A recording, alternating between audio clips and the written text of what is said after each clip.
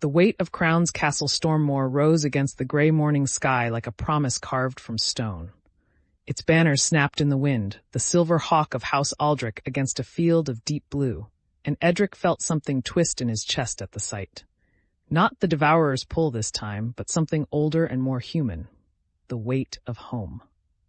"The gates are opening," Rose said quietly, riding beside him.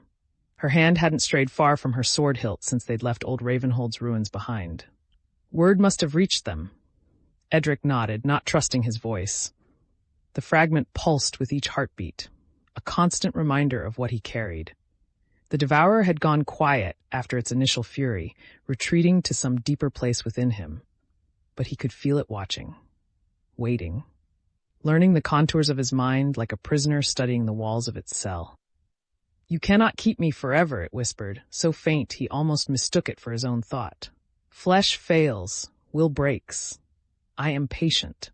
Edrick pushed the voice aside and focused on the approaching castle. Captain Torvin rode at the head of his 20 soldiers, his weathered face grim but alert.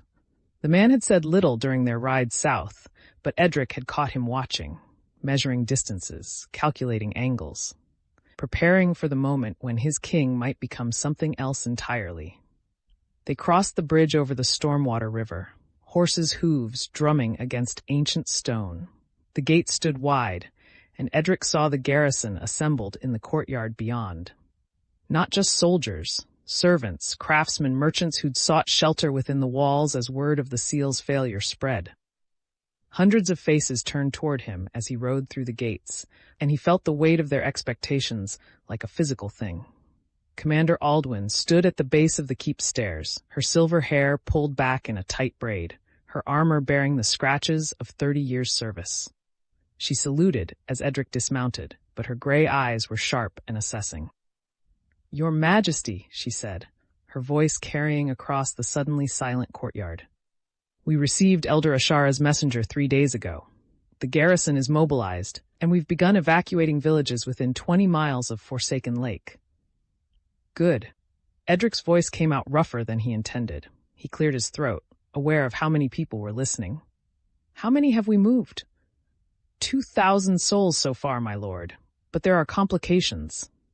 Aldwyn's gaze flickered to the green light that Edrick knew burned faintly through his armor, visible even in daylight now. "Some villages refuse to leave. They say the old stories are just stories, and they won't abandon their homes on the word of—" She stopped herself, but Edrick heard the unspoken end of that sentence. "On the word of a king who carries darkness in his chest." "I'll speak to them," he said. "Tomorrow I'll ride too." "No." Rose's voice was flat and absolute. She dismounted beside him, and now she stepped forward to face both Edrick and the commander. "The king needs rest. He's been fighting for 3 days straight, and he's—" She caught herself, glanced at the watching crowd, then finished more carefully. "He's wounded. He needs time to recover before he takes on anything else." Edrick started to protest, but Shamaz touched his arm. The old scholar's weathered face was drawn with exhaustion, but his eyes were kind. "She's right, Edrick. The Devourer feeds on exhaustion. Every hour you push yourself, you give it an opening." The truth of it settled over Edrick like a cold blanket.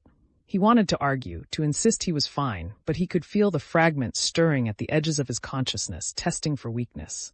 Rose was right. They all were. "Very well," he said, and saw relief flash across several faces in the crowd. "Commander Aldwyn, continue the evacuations.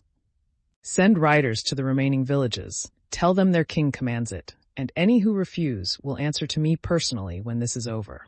He paused, then added, "And double the guard on the castle walls. We may have won at old Ravenhold, but the cult has thousands of members. They won't accept this quietly." Aldwyn saluted again. "It will be done, Your Majesty."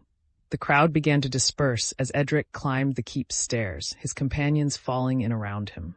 Captain Torvin stayed behind to brief Commander Aldwyn, but Edrick felt the weight of the man's gaze on his back as he entered the keep's familiar shadows. The great hall was empty, the long tables cleared, and the hearth cold. Edric's footsteps echoed on the stone floor as he crossed to the throne at the far end, the chair his father had sat in, and his father before him, all the way back to Aldric himself.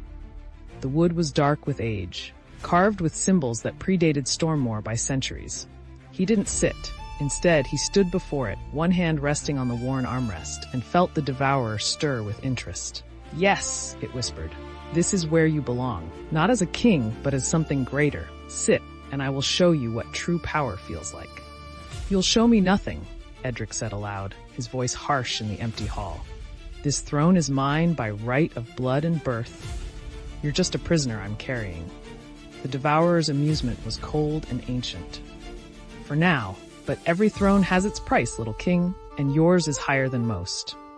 Footsteps behind him made Edrick turn. Rose had followed him into the hall, leaving Shamaz and Alluria in the corridor outside. She stood a few paces away, her hand no longer on her sword, but her posture still tense, still ready. "How bad is it?" she asked quietly. Edrick considered lying, considered telling her he was fine, that he had everything under control, that the Devourer was just a voice he could ignore. But Rose had known him since they were children. She'd seen him at his worst and his best, and she deserved the truth. "It's getting harder," he admitted. "Not just the whispers, those I can handle. But it's learning me, Rose. Learning how I think, what makes me angry, what makes me afraid. It's like having someone else living behind my eyes, watching everything I do and taking notes." Rose's jaw tightened. Shamaz said the silverleaf might help, that it creates barriers in your mind that the fragment can't cross. He also said he only has enough for a few more doses. Edrick turned back to the throne, studying the ancient carvings. And even then, it just buys time. The Devourer isn't going anywhere. It's patient. It can wait decades if it has to. Then we find a way to kill it. Rose moved to stand beside him, her presence solid and reassuring. "We've stopped it from reuniting with the other fragments. That has to count for something." "It counts for everything," Edrick said. "If those fragments had merged with the heart in my chest, I'd already be gone. The Devourer would be walking free in my body, wearing my face, giving orders with my voice." He paused, then added more quietly, "Sometimes I wonder if that wouldn't be easier. For everyone." Rose grabbed his arm and spun him to face her. Her eyes blazed with an intensity that reminded him why she'd survived Kirkwall when so many others hadn't. Don't you dare give up before we've even started fighting." "I'm not giving up," Edrick said, but even he could hear the exhaustion in his voice. "I'm just tired, Rose. So tired. And the Devourer never gets tired. It never sleeps. It never stops. Then we don't let you fight alone." Rose's grip on his arm tightened. "Shamaz is researching ways to strengthen your mental barriers. Alluria is reaching out to her people's archives for any records of similar bindings. And She stopped, and Edrick saw the conflict in her eyes. "You're watching me," he finished gently, "waiting for the moment when I stop being your brother and become the thing you promised to kill." Rose flinched, but didn't deny it. "I won't let you become that, one way or another."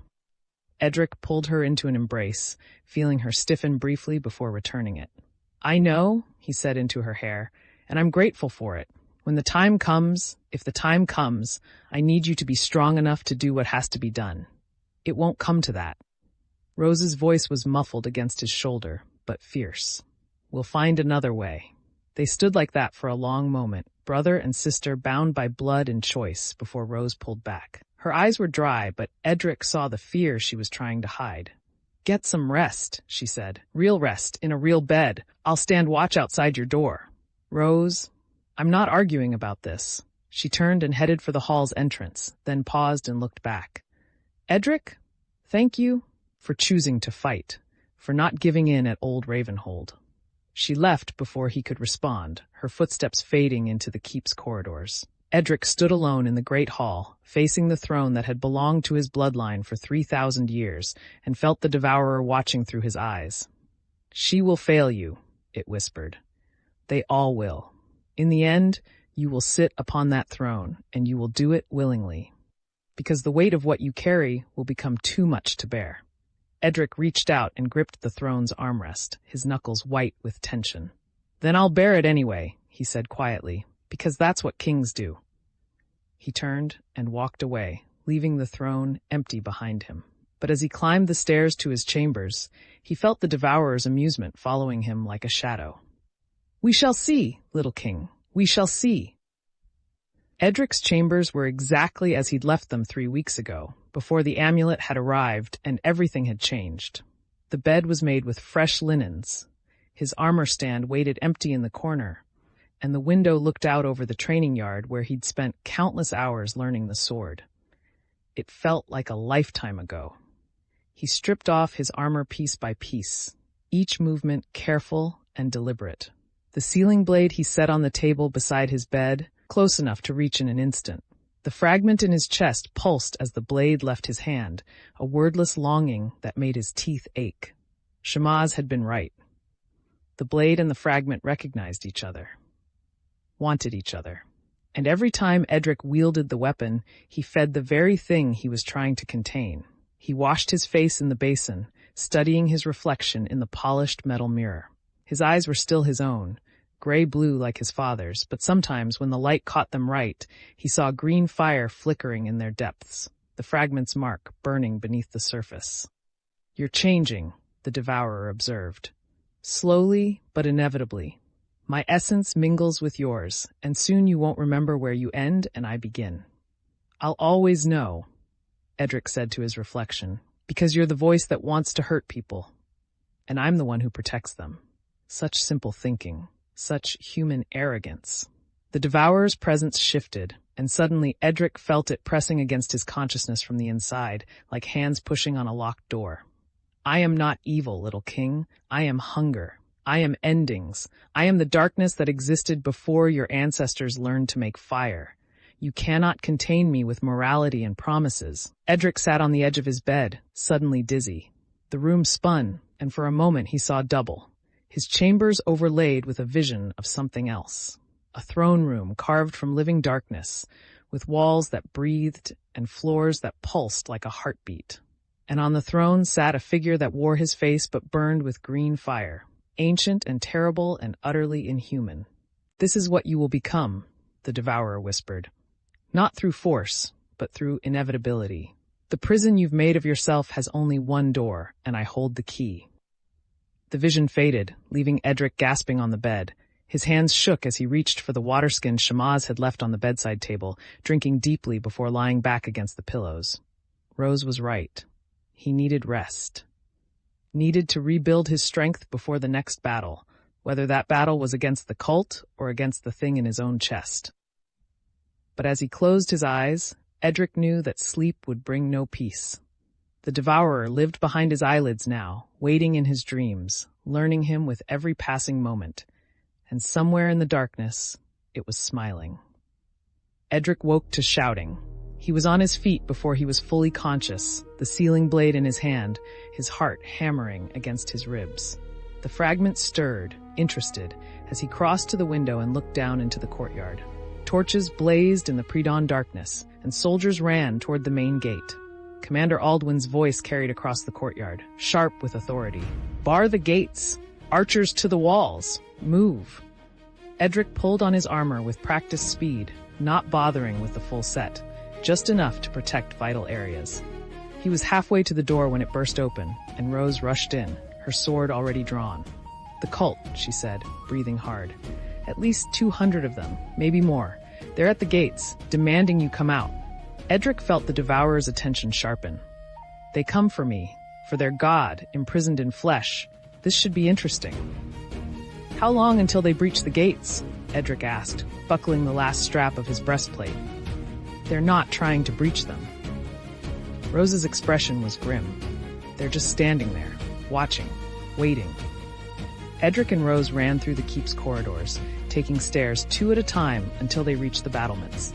Dawn was breaking in the east, painting the sky in shades of gray and gold, and in that growing light, Edric saw the cult. They stood in perfect formation before the castle gates, 200 strong, maybe more. Men and women in robes marked with symbols that hurt to look at, their faces hidden beneath hoods. They didn't chant or threaten. They simply stood, patient as stones, their attention fixed on the castle walls. On Edric, Commander Aldwin stood at the battlements, her hand on her sword hilt. "They arrived an hour ago, Your Majesty. Haven't said a word. Just waiting." "Waiting for what?" Illyria asked, appearing beside them with Shamaz close behind. The answer came not from any of them, but from the Devourer itself. Edrick felt it surge forward in his mind, pressing against the barriers he'd built, and suddenly he understood. "They wait for you to break," it said.